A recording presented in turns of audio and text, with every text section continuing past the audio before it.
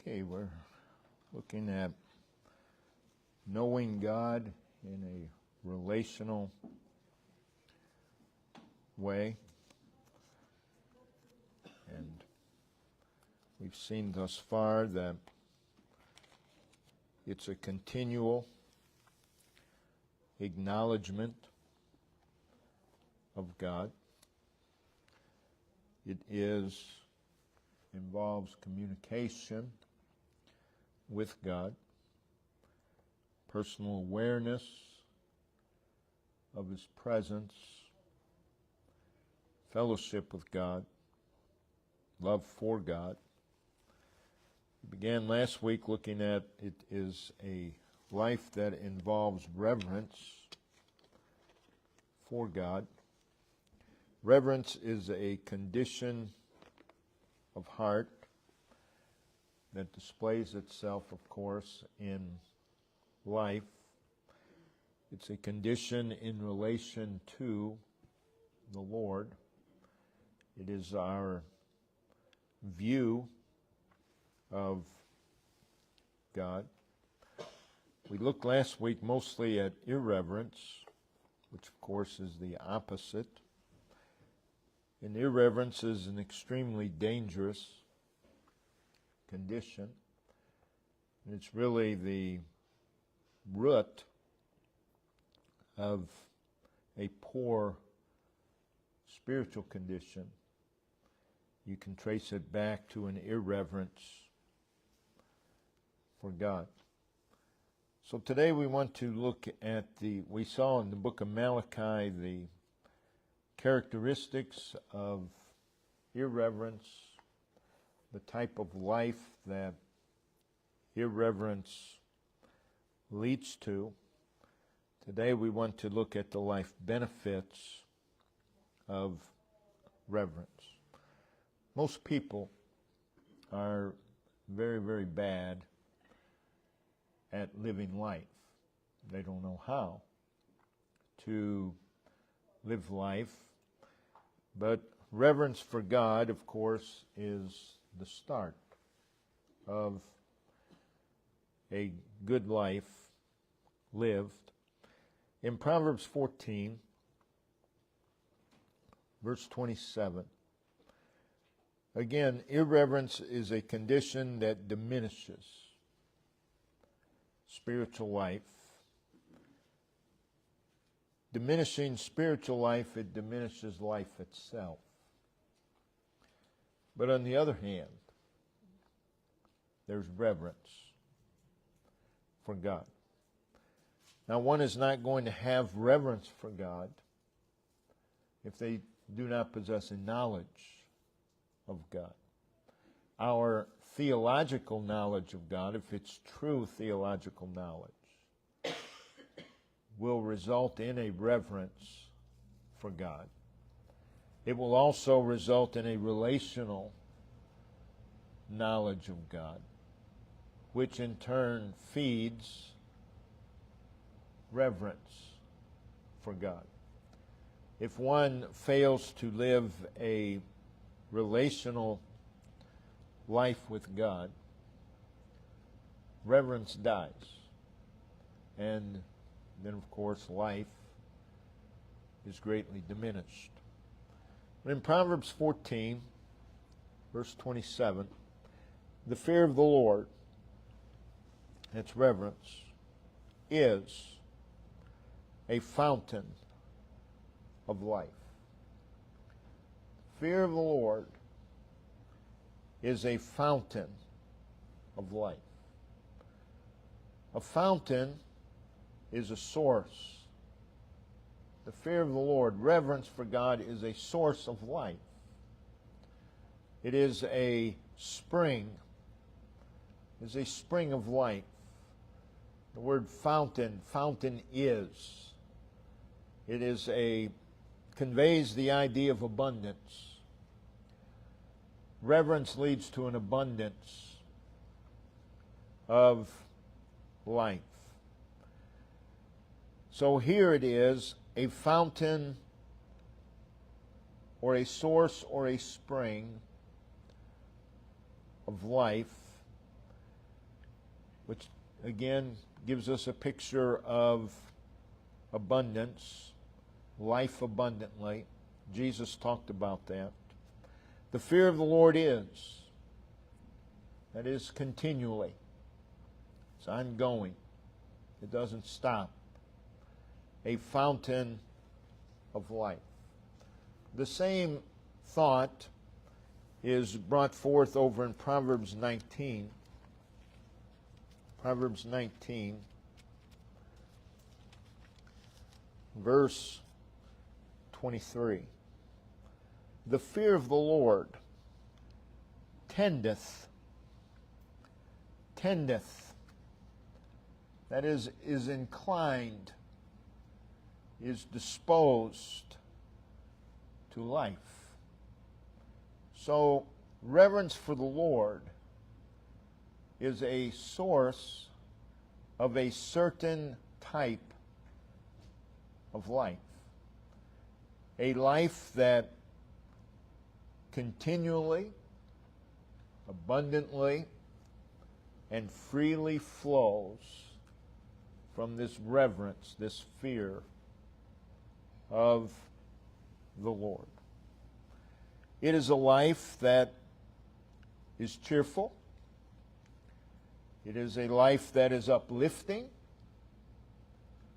It is a life that is inspiring.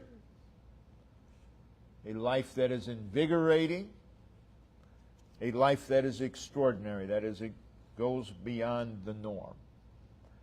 And all of this is suggested by that word where we started, fountain. A fountain of life. So if we go back to Proverbs 14 in verse 27, we see again that it is a fountain of life. It provides protection. Irreverence for God is a very dangerous life. It brings many dangers into your life. But reverence for God serves as a protection from destruction. In Proverbs 14, again verse 27, a fountain of life to depart from the snares of death. So it's a preventative. Reverence for God serves as a preventative from the traps of destruction, from the snares of death.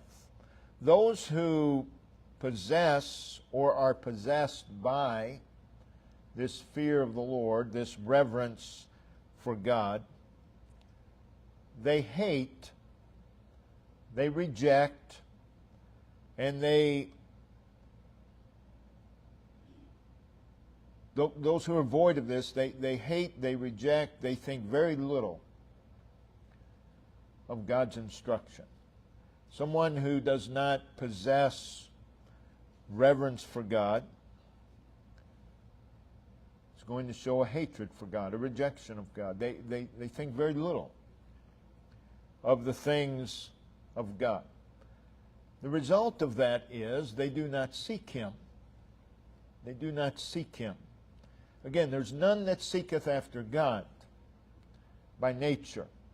The reason is because they think little of God. It goes back to their perception of God.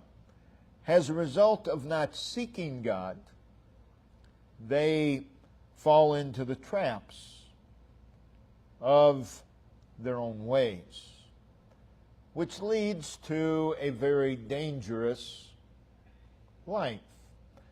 Which leads to a life of misery. Notice keep a finger there in Proverbs 14, but over in Proverbs chapter 1, Proverbs 1, verse 28 through verse 31. Then shall they call upon me, but I will not answer. They shall seek me early, but they shall not find me. but that they hated knowledge, did not choose the fear of the Lord. They lacked reverence for God. As a result, they would none of my counsel. They did not listen to me. They despised all my reproof. They thought lightly of it. They shrugged it off. Therefore, as a result, so we see the result of not having the fear of the Lord is that they would not have His counsel. They despised His reproof. This led to something else. Therefore shall they eat of the fruit of their own way. And you look at people's lives today, and that's exactly what is happening. They eat of the fruit of their own way, and filled with their own devices. It's a very dangerous life. Reverence for God, on the other hand, causes one to hate that which is spiritually destructive. A lack of reverence drives one to that which is destructive. But a reverence for God causes one to hate that which is destructive to spiritual life. Proverbs 8, verse 13. The fear of the Lord is to hate evil, pride, arrogancy, and the evil way, and the froward mouth do I hate. We see this hatred of these things causes one to avoid them. Proverbs 16. Proverbs 16, verse 6. By mercy and truth iniquity is purged, and by the fear of the Lord, reverence for God, men depart from evil. They hate those things. As a result, they depart from it. On the other hand, irreverence doesn't hate those things, and they move toward those things. And they're filled with their own ways. We see also, if we go back over to Proverbs 14, that reverence for God is a life of confidence. In verse 26, in the fear of the Lord is strong confidence, and His children shall have a place of refuge. In the fear of the Lord is strong, that is durable, confidence, compelling confidence. Confidence is trust. Confidence is assurance. Confidence is also intimacy. Reverence for the Lord provides us with a life of explicit trust in God. When one has a reverence for God, they have confidence in God. Confidence in God results in trust in God. The reason people do not have trust in God, as we spoke on Wednesday nights, because they don't have confidence in God. It is also a life of security and peace, this reverence. A life of security or peace of mind. Notice again verse 26, and the fear of the Lord is strong confidence, and His children, that is the one who possesses this fear of the Lord, shall have a place of refuge. This security or peace of mind is seen in that word refuge. Refuge speaks of an asylum. It speaks of asylum. There's asylum in reverence to God. It provides us a refuge. That being so, it is a life of satisfaction. And a life of reverence for God will be a blessing to your children as well, as we see there in Proverbs 14:26. But it brings a life of satisfaction. Proverbs 15, verse 16. Better is little with the fear of the Lord than great treasure and trouble therewith. So it is a life of satisfaction. It brings contentment, reverence for God. When one is discontent, when one is unsatisfied, if they lack reverence for God, they seek that which satisfies their flesh, which of course is a dangerous road and is going to lead to many traps. So the one who is possessed with reverence for God, they know the truth. They know the truth of these words here in Proverbs 15:16, and that keeps them. That keeps them from wrong pursuits. It keeps them from wrong priorities. Reverence for God. Again, if a person has a problem in the area of their pursuits, it's because they have a problem with their perception of God. Because a reverence for God will lead to right pursuits. It will lead to a pursuit of God. And it will lead to right priorities. It is also a life of wisdom, a life of instruction. In Proverbs chapter 1, verse 7, we read, "The fear of the Lord is the beginning of knowledge." It's the beginning of knowledge. Reverence and a true knowledge of God go hand in hand. And this is evidenced by the second line of Proverbs 1, verse 7, "But fools," that's in contrast to those who fear the Lord, "they despise wisdom." They think little of it. They have little regard for it. They despise wisdom and instruction. Try to give a person whose life is marked by irreverence, try to give them biblical instruction. They think little of it. They'll mock. They'll laugh. Proverbs 9, verse 10, "The fear of the Lord is the beginning of wisdom, and the knowledge of the holy," that is, those possessed by reverence for God, "is understanding." So, reverence is connected to knowledge. It's the beginning of knowledge. It's the beginning of wisdom. Knowledge and wisdom are not the same. And we see it is also understanding. Leads to understanding or comprehension of spiritual matters. In Proverbs 15, verse 33, "The fear of the Lord is the instruction of wisdom."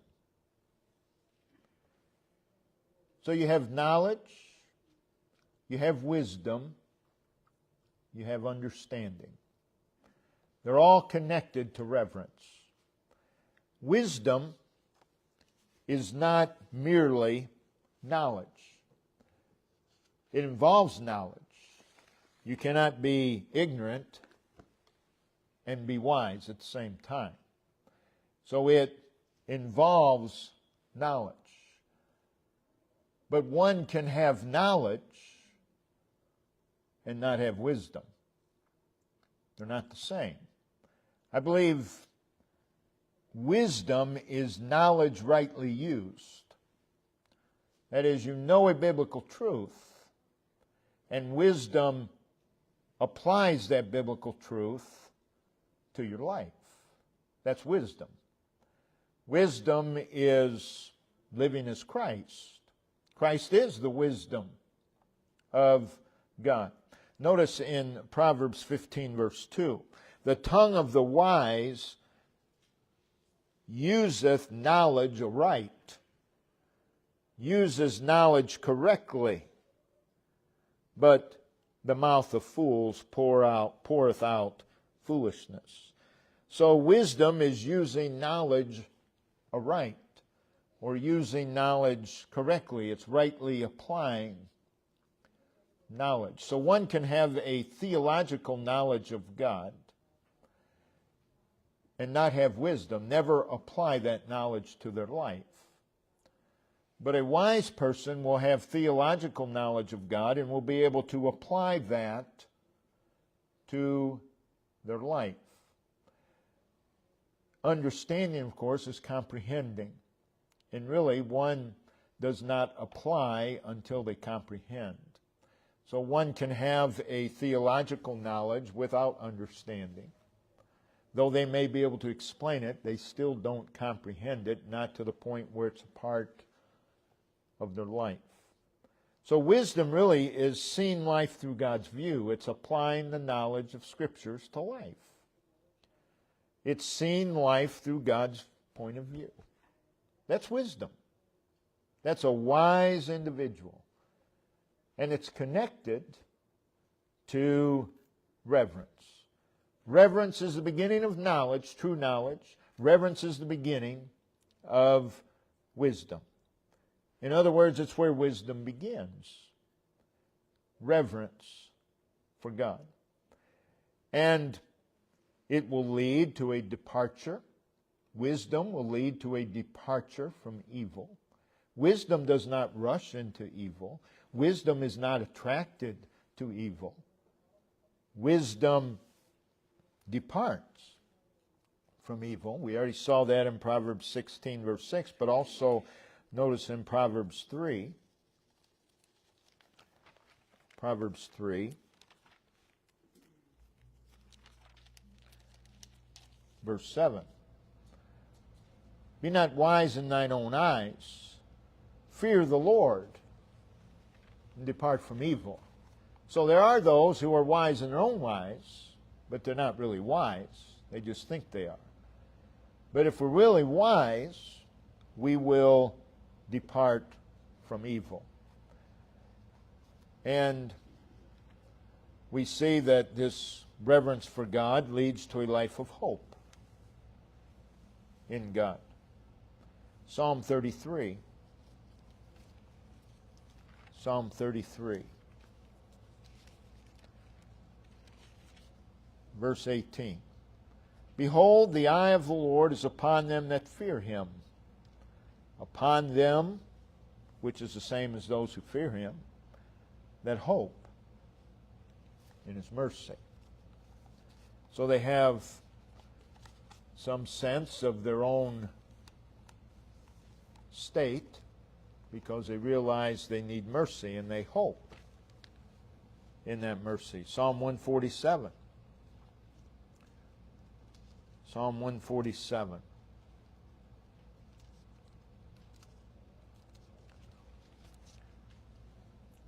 Verse 11. The Lord taketh pleasure in them that fear him, those that hope in his mercy. So those who fear the Lord, possess a reverence for God, are those who also hope in him. It is also this life of reverence is a life that delights in God's ways. In Psalm 112, Psalm 112, verse 1. Praise ye the Lord. Blessed is the man that feareth the Lord, that delighteth greatly in his commandments. A person who has reverence for God does not argue with God, does not try to find ways around what God teaches or commands, but they delight. They delight in those things. When the Word of God is preached and truth is presented, and those who profess to know the Lord get angry, they have a problem. Their problem is irreverence for God. That's their problem. Reverence delights, takes joy in the commands of God. It is also a life that will cause singleness of heart. Again, we've been looking on Wednesday nights. He's the priority. One master. It's a singleness of heart. What leads to that is reverence for God. If you have a reverence for God, you won't have a problem with being single-minded toward God. It's those who struggle with that are those who are trying to balance the things of the world with the things of God. They don't really have a reverence for God. They also have a respect for the world. And your life's a mess. But with reverence, there's a singleness of heart. Colossians chapter 3. Colossians chapter 3.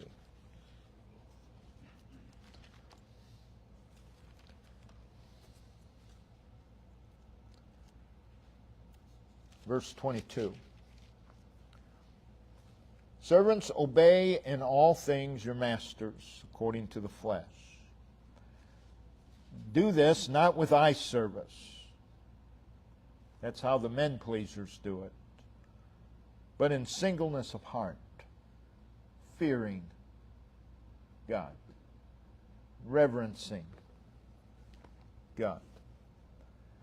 It is a life that brings blessing. Reverence for God is a blessed life. Blessed life. There are those who live their lives their own way, reject God's ways at every turn, always complaining about how life is unfair to them, never taking responsibility, never looking at their own ways and seeing that their own ways is the problem. But you see, reverence for God doesn't have that. Reverence for God is a blessed life and looks at life as a blessing.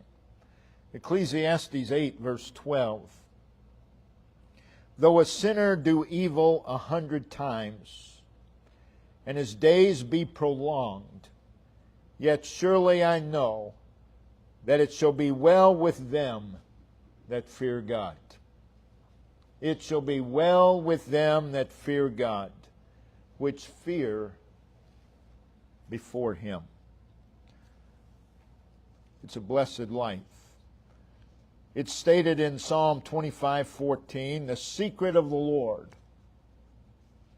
is with them that fear Him.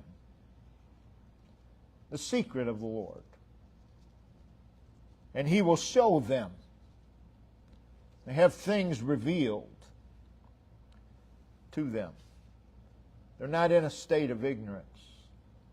Psalm 33, verse 18, behold, the eye of the Lord is upon them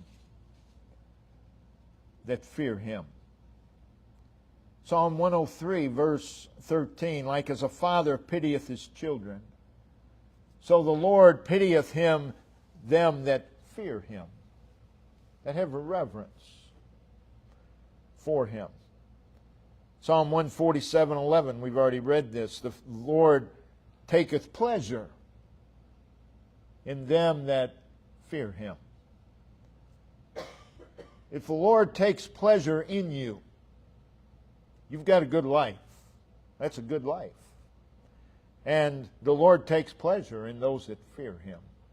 They have a reverence for Him.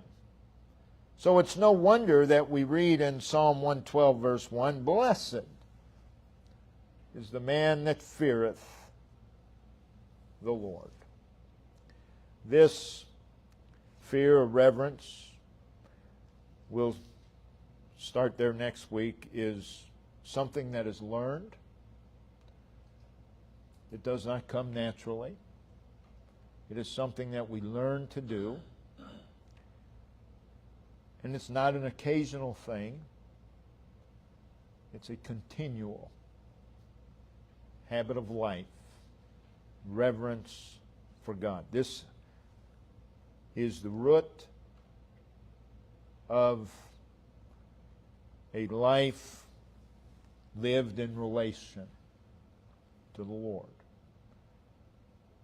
A reverence for God.